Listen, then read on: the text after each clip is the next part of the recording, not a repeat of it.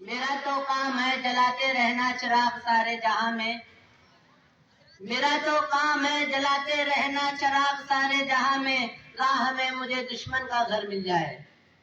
میں آپ کے سامنے اپنی تقریر کو پیش کرنے سے پہلے اپنے والد صاحب، میری والدہ اور میرے پیارے اساتذہ حضرات کا میں معتبانہ شکریہ ادا کرتا ہوں، جن کی بدولت میں آج آپ کے سامنے کھڑا ہوں۔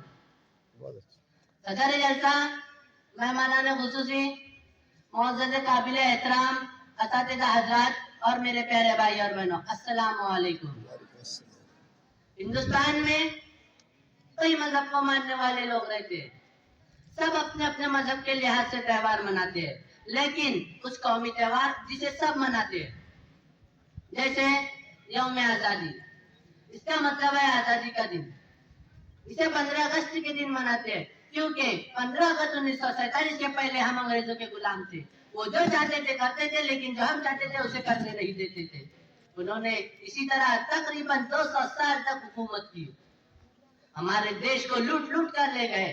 آزادی کا وہ منظر جب ہندوستان کی سرزمین پر کئی لاکھ ہندوستانیوں نے اپنا خون نچھاور کر دیا۔ ہندوستان جس کی تاریخ کو مجاہدین نے اپنے خون کے قطروں سے لکھا ہے، نہ جانے کتنے شہیدوں نے اپنا خون نچھاور کر دیا، نہ جانے کتنے ماؤں نے اپنے آنکھوں کے اجالے دے دیے۔ ہماری رگوں میں جس طرح ایمان زندہ ہے، اسی طرح ہندوستان زندہ تھا، زندہ ہے اور زندہ رہے گا انشاءاللہ۔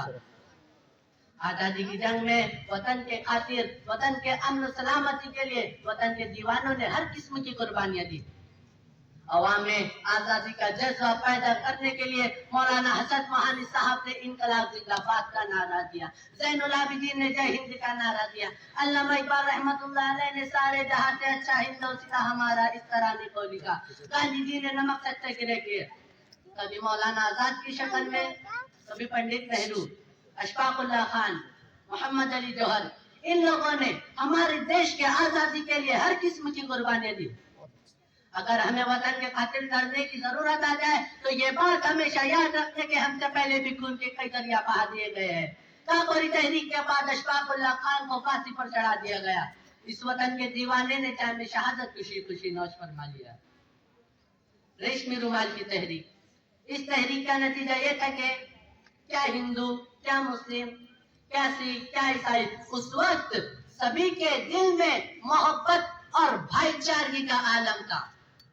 اس وقت سبھی کے دل میں آزادی کا جذبہ پیدا ہوا۔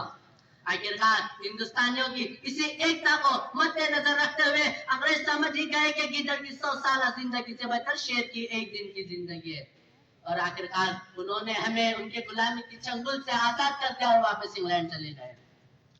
ہمارے ملک کا قومی ترنگا سب سے پہلے دہلی کے لال قلعے پر لہرایا گیا، ہندوستان کی جے جےکار سے لال قلعہ گونج اٹھا، اور آخر میں اس شعر کے ساتھ اپنی تقریر کا اختتام کرتا ہوں۔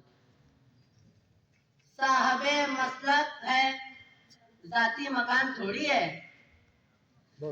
صاحب مسلک ہے، ذاتی مکان تھوڑی ہے، سبھی کا خون ہے شامل یہاں کی مٹی میں، سبھی کا خون ہے شامل یہاں کی مٹی میں، کسی کے باپ کا ہندوستان تھوڑی ہے۔